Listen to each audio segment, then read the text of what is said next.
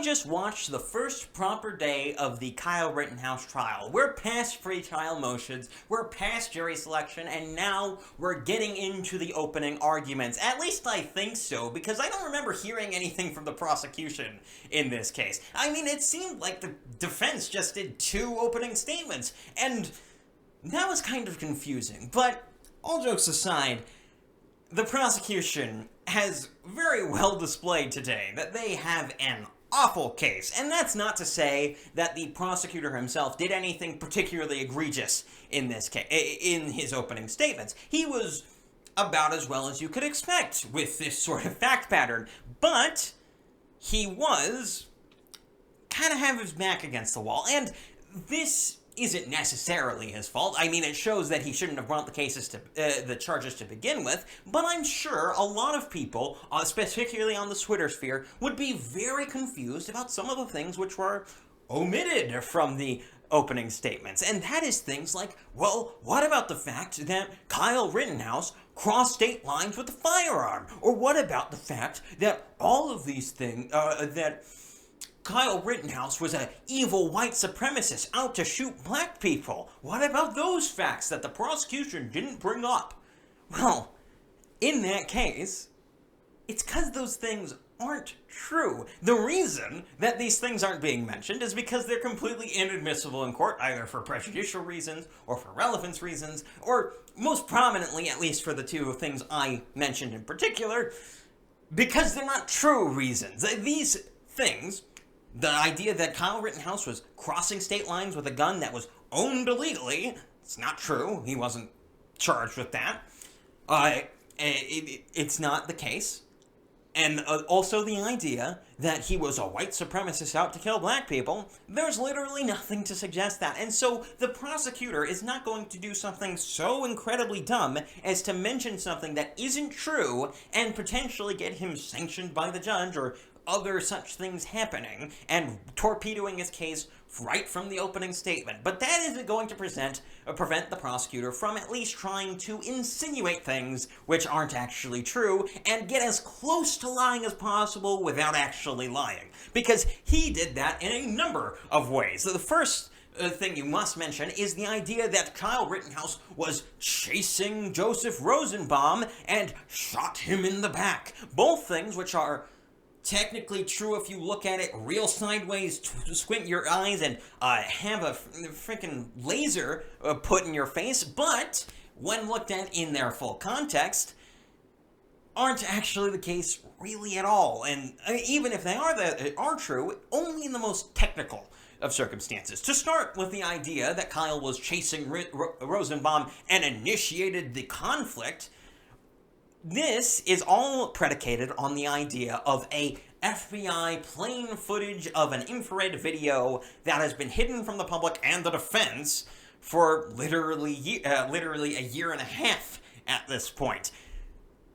This did not end up going out so well because despite the fact that we still technically haven't seen it in the context of the actual case itself, it did get leaked to Jack Posobiec, and he was very happy to put that out on his Twitter account and show the entire world that that completely incriminating FBI plane footage in fact showed Kyle Rittenhouse not running at Rosenbaum, but running past Rosenbaum in complete coherence with the rest of the video footage that we have that is contemporaneous with this exact same footage. You have this all lined up together to see exactly what was going on. And if anything, this video completely vindicates Kyle, because what all happened in this mysterious conflict and instigation? Well, what happened is Rosenbaum hides behind a car. Kyle runs past said car over to the guy who actually shot the first shot that night,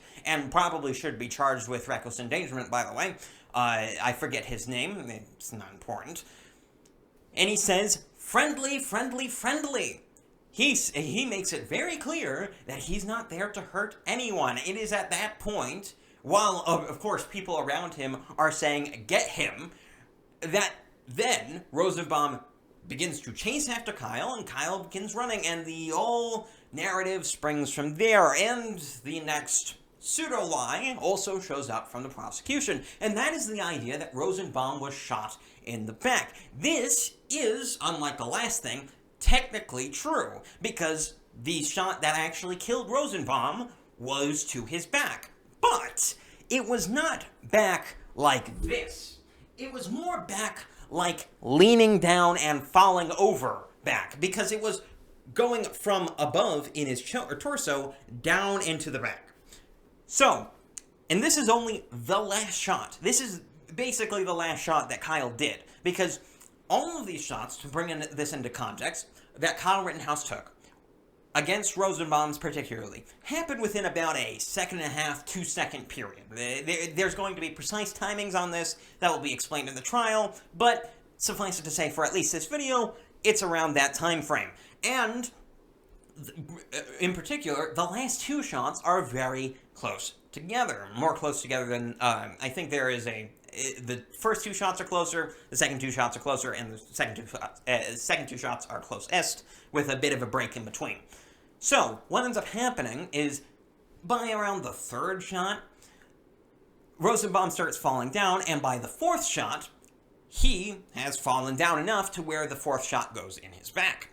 But Kyle Rittenhouse hadn't really reacted to him even falling down by the time he had shot the 4th shot, or at least that's probably what's going to be shown within the expert witness testimony and all the sort of stuff that's happening in the trial. And so, while the prosecution says he was shot in the back, the reality is that, yeah, but only in the most technical of circumstances, and it's not like he was firing on him from the back while chasing him, which is what he tried to apply, particularly in his snapshot view, which he did at the very beginning, which was, by the way, very effective for persuasion. But if there's any potential problem that the prosecutor is going to have in the near future, it would happen to be character evidence. Because there is a line that the prosecution is going to try its everything not to cross. But, like Joseph Rosenbaum and kids, they're going to touch it as much as humanly possible. And that line is character evidence, because if they cross that line, if they start talking about the character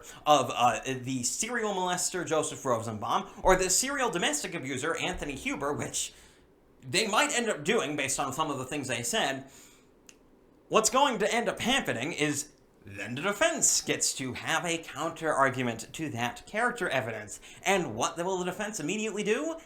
Call them domestic abusers and pedophiles all day long. That's what the defense is going to do if that line is crossed. Though, of course, considering how experienced of a prosecutor he is, Binger maneuvered around this particular point adeptly enough to where it, in all likelihood, won't happen. But if it does, it will be hilarious, and so I really, really want it to happen. And this does have a lot of backfire potential, but fundamentally, when it comes down to it, it is up to the defense to do a number of things, because this isn't just about the prosecution and the prosecution having a bad case, because the prosecution has the advantage of the media, and the media has pushed the Kyle Rittenhouse lies really, really hard. And so what the defense has to do is convince the jury that all of those lies are completely irrelevant and are, in fact, lies. That's what they have to do in the context of this trial, and hopefully they can do that, because in reality, this trial might have already been decided, and that is because of jury selection. I mean, jury selection is one of the most important parts of any trial, and if you get a jury that has a knife out for you, you're gonna get that knife, because that's kind of how juries end up working. If they have a Derek Chauvin juror, someone who's gone to BLM protests and is in a very similar situation to many of the people who ended up being killed in self-defense by Kyle that night, then it doesn't really matter what the defense does. They're gonna get a conviction, and that is worrying. But I do have hope for this. The prosecution and the defense both did about as normal for jury selection, though it does annoy me that the defense did not use the information that was at their fingertips to actually affect jury selection, which they, of course, got from Robert Barnes and other assorted people who were supposed to be in on the defense, but then were knocked out literally last minute, which I find a bit worrying, but it seems mostly ego. The actual defense's opening statement was good enough, and this is such a slam dunk case, it might not end up mattering in the long run, especially since if the jury is that prejudiced, then the judge might just throw it out. And I don't say that for no reason, because I've been watching a lot of the pre-trial stuff. I've been watching as much of this trial as I can get my hands on. And so, my favorite person in this trial, out of everyone, except maybe Kyle himself, has to be the judge, because the judge has just been great. I love this dude, alright? I can listen to him talk about random stories from the 80s for literally hours on end and not get bored. And he has been very fair, you know, it's not like he's been totally biased towards the defense and all that sort of stuff, but he hasn't been letting the prosecution get away with things that, say, the Derek Chauvin judge did. He has been nailing down the prosecution on certain things, saying, no, you can't do that, no, you can't do this, all that sort of stuff. And so if by some miracle the prosecution gets a conviction that is completely unreasonable based on the fact pattern here, I do have at least some faith that the judge could just throw out the verdict entirely, say this is an unreasonable jury, there's no way a reasonable jury could get to this conclusion. Though, of course, that is a Hail Mary, and that is not a situation you want to be in, period. That is not what you want to hope for. And so, while I am hoping that that the jury is good, and I am fairly confident on that front, because this is just such a slam dunk case for self-defense, it's quintessential, and Kyle surpasses the measure of self-defense in so many ways that it's just almost unquestionable that this is going to end in an acquittal. But it might not, and I want to temper your expectations a bit on that. Of course, if that does happen, I think I'll lose faith in the entire legal system, but hey, it probably won't. So I think that's where I'm going to leave you guys off. If you enjoyed that video, do subscribe down below and check me out on other platforms. I'm on BitChute, I'm on Rumble, I'm on Odyssey, I'm on Brighteon, I'm on all those places. Also check me out on Gab, Minds, and Getter if you want to check out those links. They're all down in the description. I'm KelKidman. This has been Breaking on the Daily, and I'm out.